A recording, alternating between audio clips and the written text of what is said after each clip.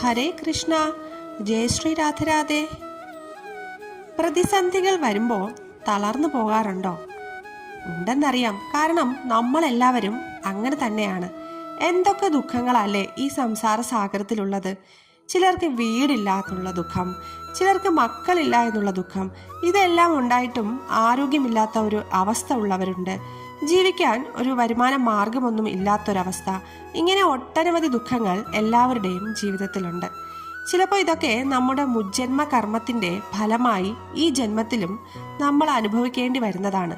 ഈ കർമ്മഫലങ്ങളുടെയൊക്കെ ഒരു തീവ്രത കുറയ്ക്കാൻ ഏറ്റവും എളുപ്പം വഴി ആ ഭഗവാനെ, നമ്മുടെ ഗുരുവായൂരപ്പനെ ചേർത്ത് പിടിക്കുക എന്നുള്ളതാണ്. അല്ലാതെ എനിക്ക് എന്താ ഭഗവാനെ ഇങ്ങനെയൊക്കെ വന്ന് ഭവിക്കുന്നത് എന്നോർത്ത് ഭഗവാനോട് പരിഭവം പറഞ്ഞ് തളർന്നു പോകുകയല്ല വേണ്ടത്. മറിച്ച് ഭഗവാന്റെ നാമങ്ങൾ ചൊല്ലുക, ഭഗവത്ഗീത വായിക്കുക, അങ്ങനെ ഉള്ള ഓരോ പോസിറ്റീവായിട്ടുള്ള കാര്യങ്ങൾ ചെയ്യുക.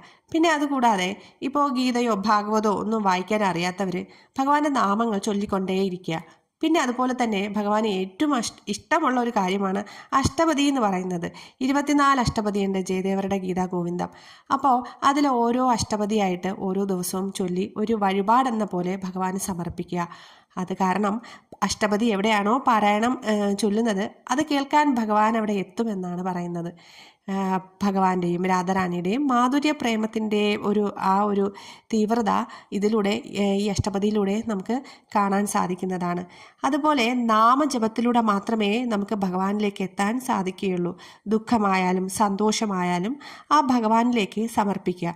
പിന്നെ എല്ലാം, അതായത് അതിൻ്റെ എല്ലാം വരും വരായികകൾ എല്ലാം ഭഗവാൻ നോക്കിക്കോളും. ത്വമേവ മാതാ ച പിതാ ത്വമേവ, ത്വമേവ ബന്ധുശ്ച സഖാ ത്വമേവ, ത്വമേവ വിദ്യ ദ്രവിണം ത്വമേവ, ത്വമേവ സർവം മമ ദേവദേവ.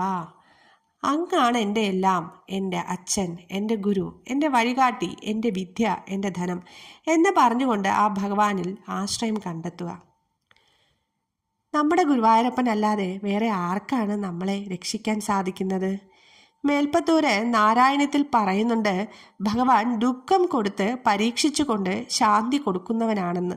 ദുഃഖം കൊടുത്ത് അവരുടെ മനസ്സിനെ പാകപ്പെടുത്തി ജ്ഞാനം കൊടുത്തിട്ടേ സുഖങ്ങൾ കൊടുക്കുകയുള്ളൂ എന്ന്. അങ്ങനെ തന്നെ അല്ലേ? അപ്പോൾ എല്ലാവരെയും ഭഗവാനും രാധാറാണിയും അനുഗ്രഹിക്കട്ടെ. രാധേ രാധേ.